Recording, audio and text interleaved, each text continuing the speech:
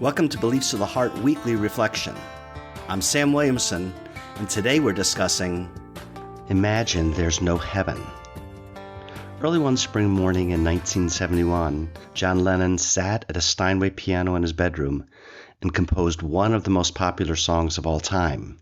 His wife Ono watched as he fingered the final chords and crooned the closing lyrics. She said he imagined it all in nearly one sitting. It begins, "Imagine there's no heaven. It's easy if you try. No hell below us, above us, only sky. Imagine all the people living for today." For 50 years, those lyrics have been drummed into my ears thousands of times, from elevators to Olympic Games, so many times that I automatically add, But Lennon was wrong, seriously wrong, dead wrong. It is completely needless to imagine no heaven, because it's already been tested. Rome scoffed at heaven, and when the plagues came, the elite, even doctors, fled. Only Christians stayed to care for the dying at the risk of their lives, because they were living for tomorrow. In the 20th century, it was precisely the governments who imagined no heaven that perpetrated its greatest atrocities.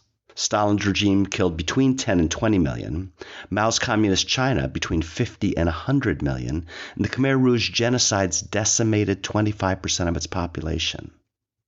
Living for today turned strawberry fields into killing fields. Living for today. Miroslav Volf is a Croatian theologian who lived through the Balkan Wars of the 1990s. He witnessed brutalities we can't imagine, and some of his family members experienced barbarisms from hell. In his book, On Lessons Learned, Volf explains why he didn't take up arms against the monsters who executed these brutalities. Quote, "If you think that an idea of a judging God leads to violence, not at all. Violence thrives today, secretly nourished by the belief in a God who refuses to wield the sword. If when you are hurt, your children and loved ones are hurt or beaten or raped, when your village is plundered or destroyed, what will keep you from being sucked into the cycle of violence? Only if you believe there is a God himself who knows what people deserve. God will judge. I don't have to." From Exclusion and Embrace, slightly edited. While the overwhelming majority of 20th century atrocities were committed by regimes hostile to religion, some were executed by people devoted to religion, like the 9/11 attack on the Twin Towers. Both groups acted from the same motivations. They just can't let it be. The atheist regime and the religious terrorists are living for today, not trusting in a God who will ultimately bring real justice tomorrow. Singing for today. There's something enchanting about Lennon's Imagine. The simple chords, whimsical melody, and sweet lyrics captivate us with imaginary earthly gifts of peace and prosperity. But once we unwrap that present, we find the same Pandora's box that Eve opened. Satan's message to Eve was, God is holding you back. Forget him, and life will be all you can imagine. Lennon let me down with his eerie echo of Satan's lie. It's God and heaven that oppress and kill. Let's come together and just forget him. Pandora's box didn't end suffering and death. It released them. Lennon's lyrics spit in God's face, and its snake oil sweetness poisons us with a desire to do the same. Someone once said, "It's not those who write the laws that have the greatest impact on society. It's those who write the songs." Living for tomorrow. Hebrews chapter 11 tells us to get back to eternity. It describes heroes who suffer horrible disappointments, torture, and death. It explains the secret that sustained them through the brutality of life here and now. That is, to consider themselves strangers and exiles on this earth. Quote, "They deserve a better country, a heavenly one. Therefore, God is not ashamed to be called their God, for he has prepared for them a city." End quote, Hebrews 11:16. Christianity rests on the unseen God, and he's returning to us a new heaven and a new earth. Every other declaration, even when it's whimsical, is the voice of the world twisting and shouting its lie that living for a visible today is better than following an invisible God. But in my life, and in yours, the promise of a heavenly life energizes us to live in today. Quote, they say of temporal suffering, no future bliss can make up for it, not knowing that heaven once attained will work backward and turn even agony into glory. C.S. Lewis.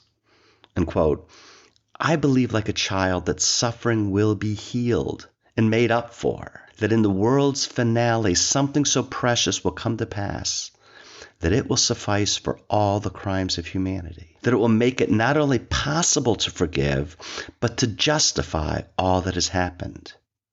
Dostoevsky. Perhaps Sam Ganji said it best after his ordeal to Mount Doom. I thought you were dead, but then I thought I was dead myself. Is everything sad going to come untrue? Who in their right mind would ever want to live merely for today? After all, tomorrow, here comes the sun. Dear Lord, let it be.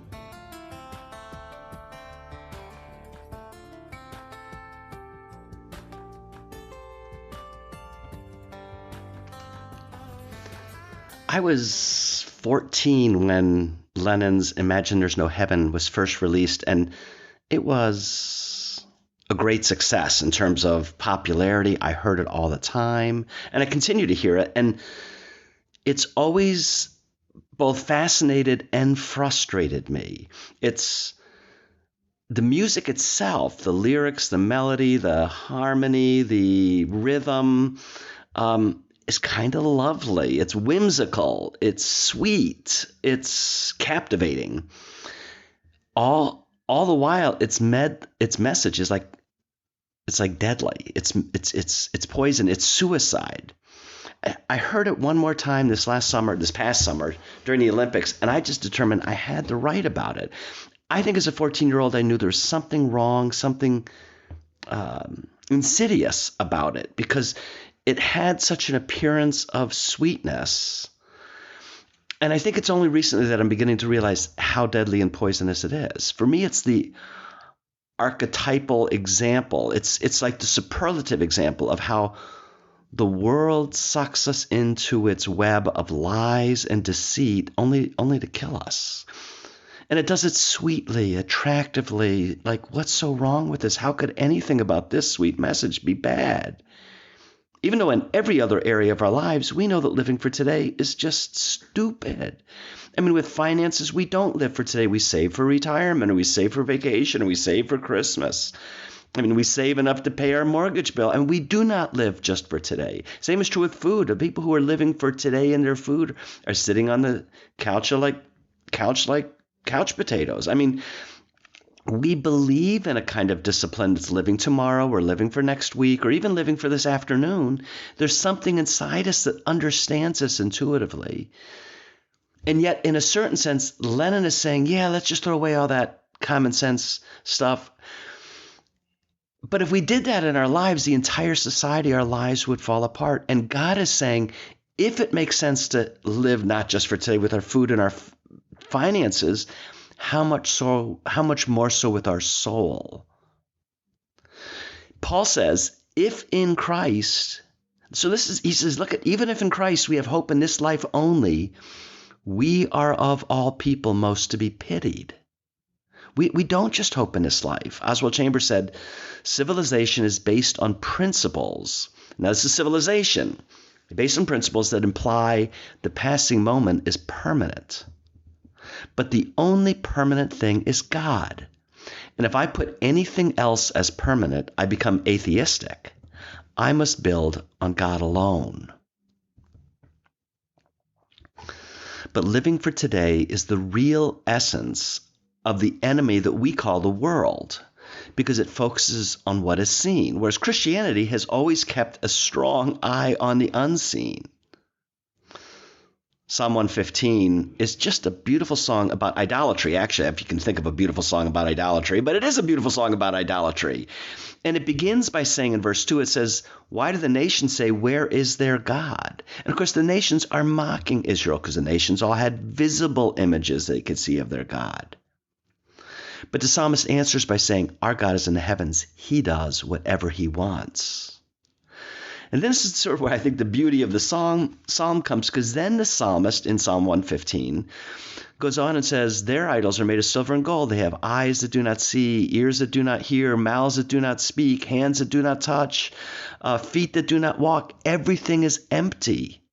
And so the things that are visible are false answers. They look solid, they look genuine, but they're husks. They're husks. This year I'm working on my next book that has the working title, Cultural Creep. And the idea is I want to expose the lies of the world, which revolve around forgetting the supernatural and forgetting tomorrow, forgetting God. It's a set of answers that have nothing to do with God. It's not like the world doesn't oppose God so directly, although I suppose you could say John Lennon did. But the world doesn't normally say there's no God. The world just ignores God. It gives a whole set of answers that don't depend on the supernatural and don't depend on tomorrow. And that's why we're told that we need self-esteem, because we're doing it independent of God. That's why we need self-love, because we're not relying on his love of us. We have to get our own. There's a set of things in the world that are messages that just they make sense to us. They sound sweet, but they're lies.